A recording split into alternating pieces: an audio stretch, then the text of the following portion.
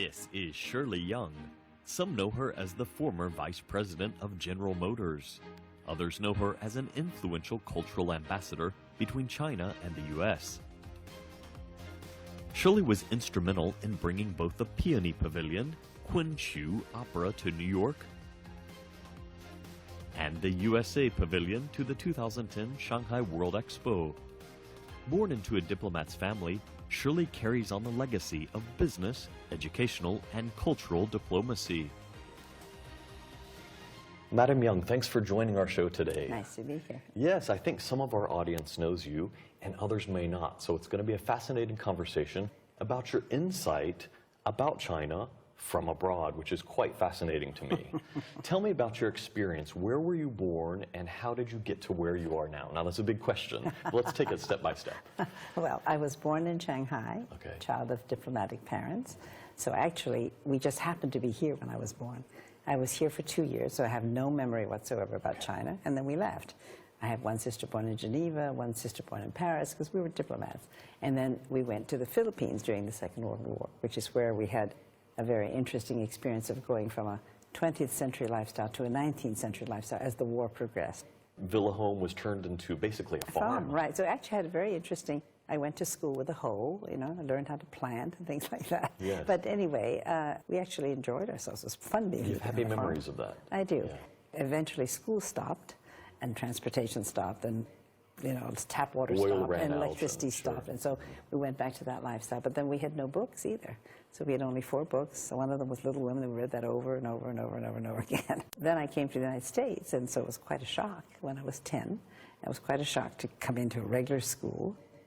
And then from there, I went to Wellesley. I went to actually Phillips Academy's women's school called Abbott, and then on scholarship. And then from there, I went to Wellesley. And I had no business background, and actually I had a kind of a low opinion of business. I didn't want to be, you know, commercial and sell my soul, right?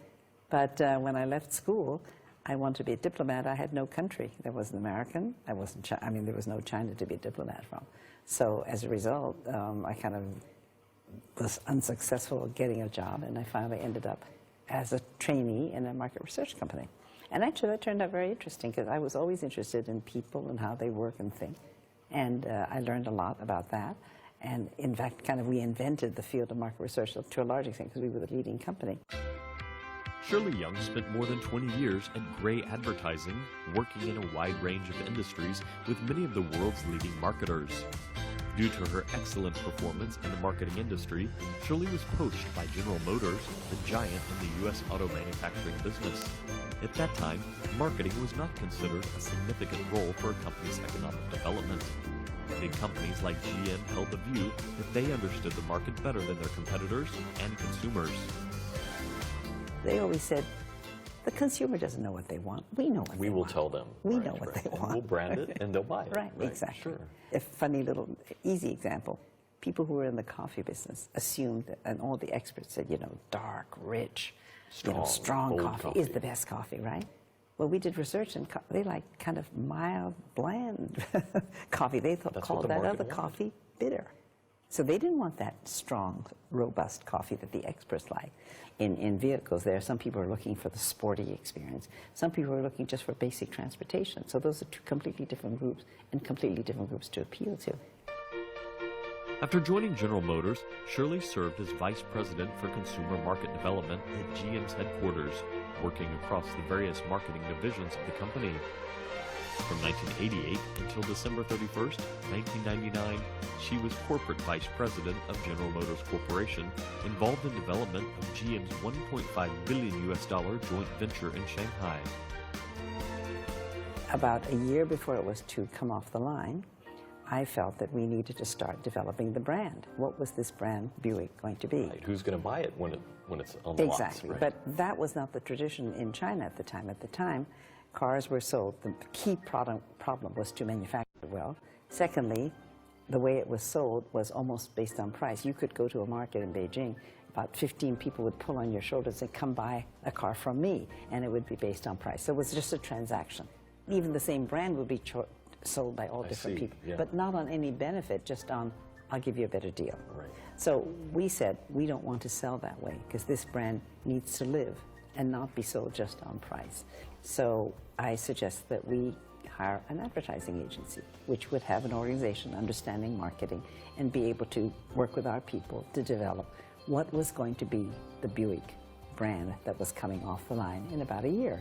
The staff working on it called me up after a few days and we sent the proposal out and said we need to hire this. And the answer from management came back, what do we need an advertising agency for? We don't even have a product yet. So they said, Shirley, please talk to somebody. I said, no, I'm not going to talk to them. I want to show them what a brand is. So we had actually a trip to the United States, and we went outside to say, well, why does a shirt with a Ralph Lauren brand, you know, the same cotton, the same everything, sell for with 10 a higher times, price, yes. 10 times the price of the same cotton shirt without that brand? So we made that presentation and what it takes to make a brand exist and last. And they really were tremendously receptive and very intelligent about understanding, and came back and said, fine, it's very important. We defined the brand. So from then on, we really had a whole process to say, what is a Buick? Who is the Buick for? What is the kind of person who wants a Buick? Who was your market at that time, in fact? I mean, were individuals buying cars in the 90s? No, it was primarily government people and corporate, you know, companies buying them. Private buyers were very small still. But even they, when they're making a choice, they needed to justify why would they pick a Buick, which is a new brand, as opposed to some of the other brands. The VW that entered in 1986, right? Exactly, they entered the market quite early. Right. Now even today, well, they had at that time 50% of the market. Yes, so yes. We had nothing. Yes. So you started really with nothing and established a market presence. Right. Even if you ask some people today, what is Buick in China, they will remember that. Exactly. They will tell you exactly that. Well, I was in an elevator once in one of the buildings in the Shanghai Center, and there was obviously a Chinese who was quite educated and who lived in Shanghai, obviously, and obviously a visitor from America, also Chinese. And so they were chatting as we were riding down the elevator, and one of them said, oh, I just bought a new car. Oh, really? What did you buy? Oh, I bought a Buick. A Buick? He said, you bought a Buick? He said, yes. He said, they're really good. So I said, okay, bingo. You did your job well. Exactly. Job well done when you hear that in the elevator. Did you understand that China market when you first came in the 90s, or what type of culture shock did you experience coming back to China because you had not lived here? Right, exactly. Yes. No. Well, the first thing was you had to learn, even because there was a huge competition to get this project. So the beginning of my whole first couple of years here was trying to get the product because it was competitive.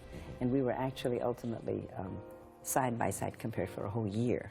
And the key on that one was that we had originally started by trying to sell it on technology or on our, and we realized that the Chinese had really macro objectives where profit alone was not the goal.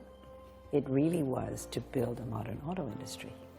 We, in fact, had a wonderful idea at one point. We said, let's sell them a plant making an existing product. So they say 1995 product, which is 10, 15 years ahead of anything in China. They would get this plant. It would be written down, which means it would be very cheap to buy. It'd be very reliable. You wouldn't have any technical glitches. And this would be a great return on investment because you make a relatively low investment. You could have instantly cars of 1995, 96. And the Chinese said, well, no, we don't want that, even though we could make a lot of money, because that would make us always a few years behind. And we want to be equal to the market. Fair enough. It is. Right, sure. And therefore, we're willing to wait, and we're willing to pay more, but we want to have the best, the most modern product. So we changed our strategy from saying, help you make a lot of money, help you get in fast, to how do we help partner them to build a modern auto industry, which is a national objective. And that meant when you build a national auto industry, we said if you make the national auto industry larger and more modern, and we get our share, you win and we win. I came to General Motors not for the China business. I came there for their domestic branding business from my marketing background. Right. But what happened was that at that time, China, because it was trying to get into WTO, remember MFN, the most favored nation, there were big battles every year, and China was being punished. And China would then come and say, we're going to buy a whole bunch of planes, we're going to buy 10,000 vehicles, to make it clear that there was an economic value to dealing with China, right? Yes. So that would go on. In that time, there would be, people would come over to say, we're going to buy 10,000 vehicles from the American industry. and they would send a delegation of them, and they would come to see Ford and Chrysler. But when they came to General Motors, our international operation was in Zurich. So all we had was kind of just a welcoming group in General Motors in Detroit, because they would all come to Detroit thinking, Sure. well, that's where the headquarters has to be, right? But our international operation was in Zurich. The Chinese people, workers, engineers, et cetera, would call me up and they say, Shirley, there's this important delegation, and the vice minister is my classmate from whatever. I used to work with them. And they're going to go to the other companies and see a vice president. Can you please come to dinner? At least they can take a card of a vice president. So I said, okay. So I went to dinner. When I went to dinner, they would tell me all these things about what was happening in China. And frankly, we were not doing very well. You have the wrong partners and you have the wrong strategy. They're telling me all these things. So I would have to come back and I'd have to report it. I mean, Sure. I could not report it. Well, of course, the people in charge of that operation weren't terribly happy to be getting these letters from me, right? but at one point, so finally I said, well, let's see if we can't be helpful. And I asked some of the people who were from the Chinese background. I sent, at the time, I don't know, memo, I guess, out and said, would you like to come to a meeting and discuss and how you might help General Motors enter into China? And we sent it out on a Monday, and on Friday we had 100 Chinese Americans in a forum. And they were all dying to be helpful to this business. So it's kind of something they're really proud of. So they told me a lot. So I set up a council, an advisory council of Chinese Americans from all the different parts of General Motors, the truck operation, the technical operation, the sales operation. There was a representative on each. And so we had this advisory group of about 12 people, and they then put a report together. How was the industry organized? What are the key needs, etc. All of which I didn't know, but I helped to get that together. And then we then presented that to the people who were in charge to give them, to tell them what was, which was totally different from what they're working on. Let's transition now from business to your personal goals. I understand that you grew up in a diplomatic family with two fathers, a father and then a stepfather, who both have great reputations in China, especially in Wellington Koo. But you wanted to be a diplomat as a child, I know that. Right. And in some ways, you have become that. Well, it's very interesting because it's all connected. You may think that my work at General Motors is completely different from, let's say, being a cultural, connector. But it really is the same thing. Because really, if I looked at what I did at General Motors, my really job was to bring General Motors to China and to understand China in the minds of General Motors so that both benefited from the relationship. So it was a diplomatic job, even though the subject was business. Business diplomacy. Exactly, right, exactly. So transitioning from that then, tell me what you went on to do. I understand what I've gone on to do is really kind of go one step back. Obviously, when you're in business, you have a very immediate objective to accomplish something. And I really have felt that the way for people to understand people ultimately is not necessarily through business, because that you're in a negotiation, right? Sure, sure. But one step behind that, by understanding the people, the culture, and what they have. Shirly Young graduated from Wellesley College, which is known for cultivating women leaders in various fields. Its famous alumni include Song Mei-ling and Secretaries of State Hillary Clinton and Madeleine Albright. Recently, Shirley initiated a collaboration between Wellesley and Peking University with the goal of educating women for leadership on a global scale. So we have just completed an effort up in Beijing on women leadership education in collaboration between Wellesley College, which has a great history and reputation in creating women business leaders, with Peking University, which has 50% women almost. And one of the things that we share in common, China and the United States, is that whereas we have 50% of the population is women, 50% of highly educated people are women, but much less than 50% of women are in the leadership positions, not just politically, but in all fields. And in China, this is a fast developing country. I said it's as if we found a huge oil field and we didn't bother to take it out because it's just sitting there, and 50% of our oil is there and we only bothered to take out 20 and the other 30 was just left there. You'd never do that. And so if you think about the people resource we have in women, it's huge and should be developed. Now, some say that China is ahead of the U.S. when it comes to that women in leadership, women in business. How do you see it personally? No, it's not true. The statistics don't show that. I mean, obviously there are some very outstanding women here, and women entrepreneurs are very high profile, have done very well, some very outstanding ones. But in terms of the totality, it is still very modest. Okay, but the education, sometimes 50+% absolutely, women, but that's right? the point. Where are the women going after graduation? Well, I mean, they don't seem to be in the positions. And you were one of these women in leadership in a time when it was very much a man's world in America, in the 60s, 70s, 80s. There weren't many. I mean, women at that time were what, nurses, teachers, or secretaries? Right. And I remember reading when you went to apply for jobs, you wanted to affect change. You wanted to be a diplomat. And everyone said, well, you could be a secretary. Right, exactly. You said, no, I don't want to do that. I can't type well. So what advice do you give the young women out of college, or maybe perhaps in their mid-20s, early 30s, they have some job experience in China or in the U.S.? Do you give different advice to each country's, the women in each country? Well, I think that for Chinese women, or for any young Chinese person, one of the most important things is to think about what contribution you can make to the entity you're working for. I've introduced a lot of people in China, and they will say, and what I want is I want to get training, and then I want to have a trip to the United States, and then I want to be able to get a degree there or be funded in my education, and then I want to become a manager. And I said, what do you think you could do for us here? Remember? Right. We're paying you to work for us, to help us do something. So if a person came in and said, gee, you know, I've looked at your company and what you do, and really, I'm really good at, let's say, computing, and I think that I could really make a big help in advancing your computer capabilities and help your company succeed more. That's the employee saying what the employer is interested in. Yes. But so many of them come in with, my plan is X, Y, Z, and I want this and I want that. Shirley has always been active in promoting traditional Chinese culture to the rest of the world. Last year, the classic Chinese Kunshu opera, The Peony Pavilion, traveled to New York.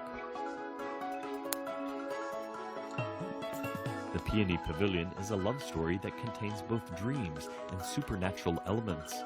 The heroine falls asleep in her family garden and has a vivid dream of falling in love with a handsome young scholar.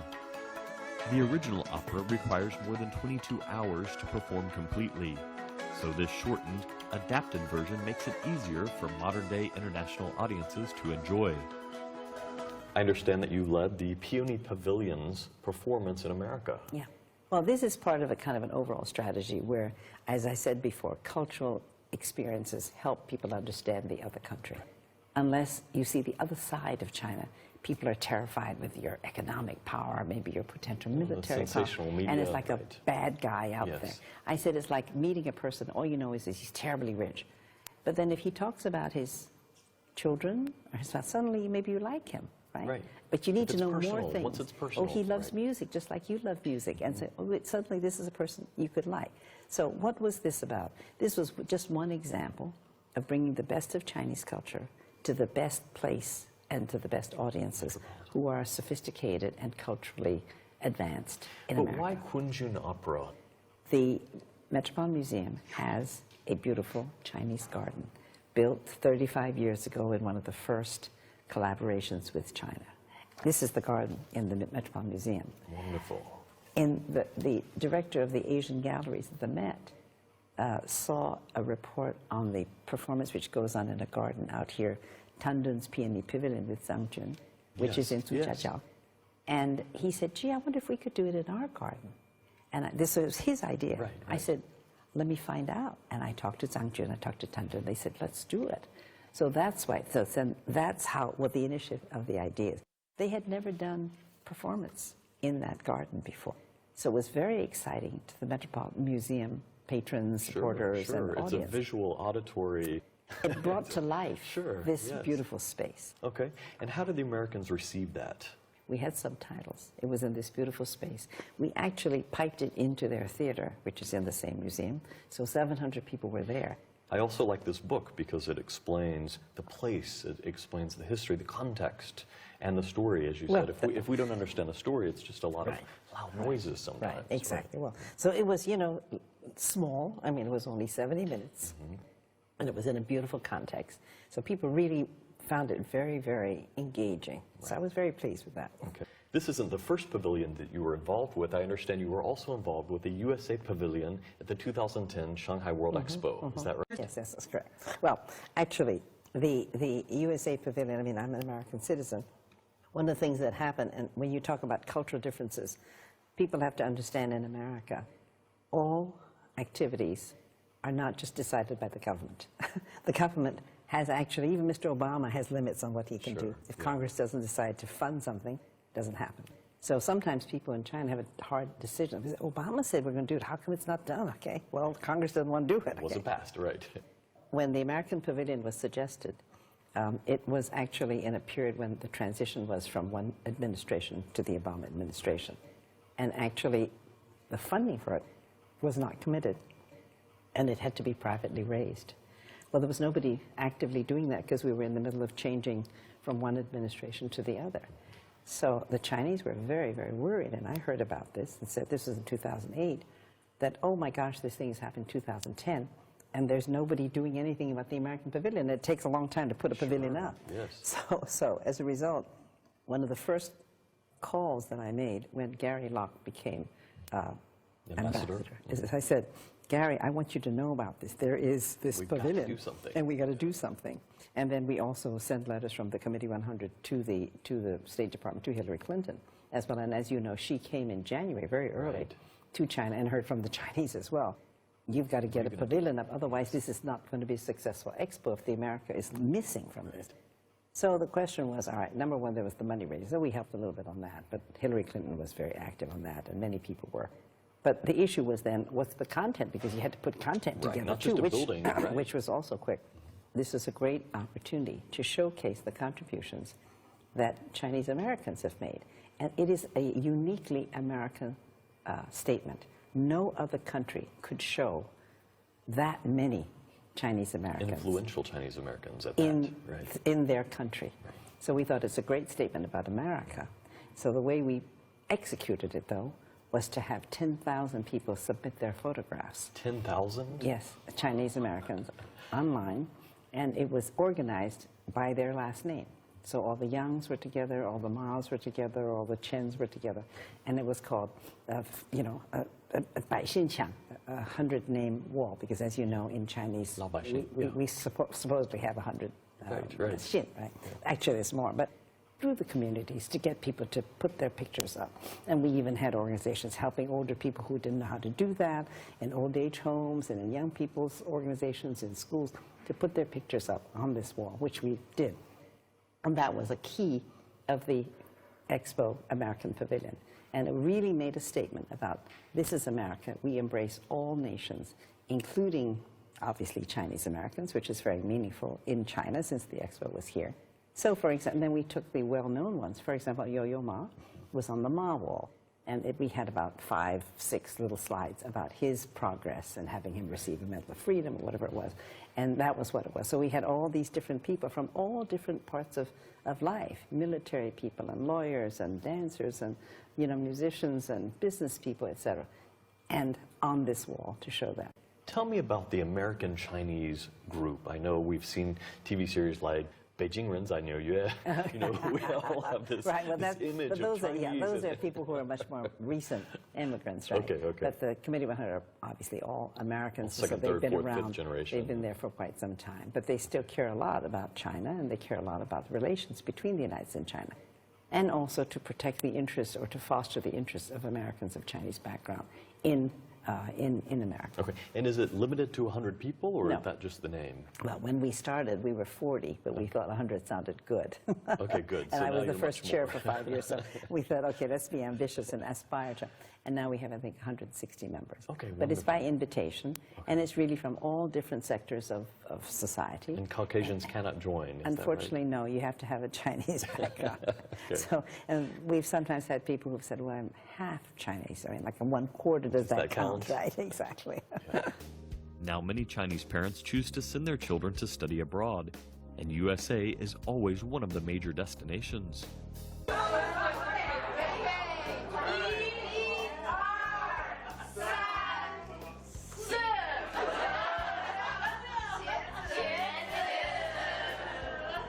On one hand, parents want their teenagers to live independently.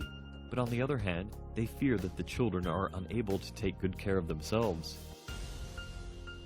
Shirley, you were a Chinese immigrant to America. Do you remember at an early age what were some of the cultural adaptations that you had to learn? Definitely. I mean, obviously, it was very different because, you know, I would go to school, and actually it turned out that the school that I was in was probably 98% Jewish kids. And so on the high holidays, there were only 2 of us in class, okay? So that was an interesting experience. Sure. And I lived a privileged life. We had help at home. And I remember the first morning that I was at boarding school and the bells rang and I got myself to breakfast. And I came back and I'm walking down the corridor. Every room is sunny and it's got beautiful bedspreads on. And I get to my room and it's a black hole. I hadn't turned the lights on. I just jumped out of bed, got my clothes and went to breakfast. I came back. It was exactly that way. The bed wasn't made, the shades weren't drawn. I was so embarrassed, you know. Well, Right. of course, after that, I learned to make my bed, I learned to pull the blinds up and get up early enough to do all those things. Yes. And you were sensitive enough to see the difference. Well, yes, I better it do was something. embarrassing. You walk down the hall and there's this black hole that's all these other lovely things. Right. So those are the things I had to learn, you know. First generation always has a tough time adjusting. It's always the language, learning the new thing. But then the second generation grows up with the language and it becomes part of the country. How would you advise new Chinese immigrants going to America now? For young people coming to America, there are so many students coming to America, they have a very hard time, in a way, in part because their parents have not prepared themselves adequately. I would say to parents who are, first of all, this is the precious daughter or son going to America, and as you know, many of them will buy an apartment so that the child, you know, will have a place to come by, and they will accompany them.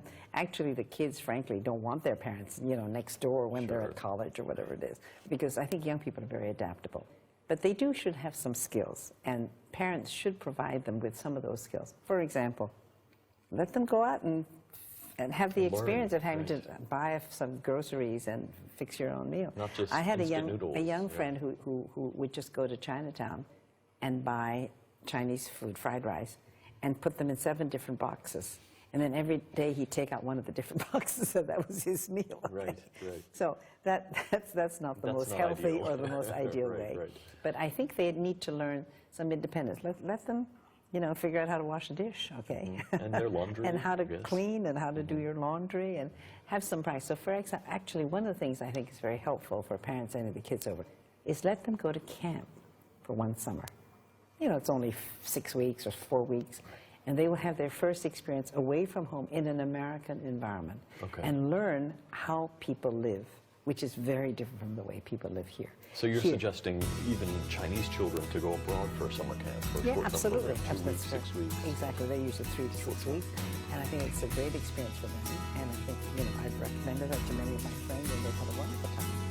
What about the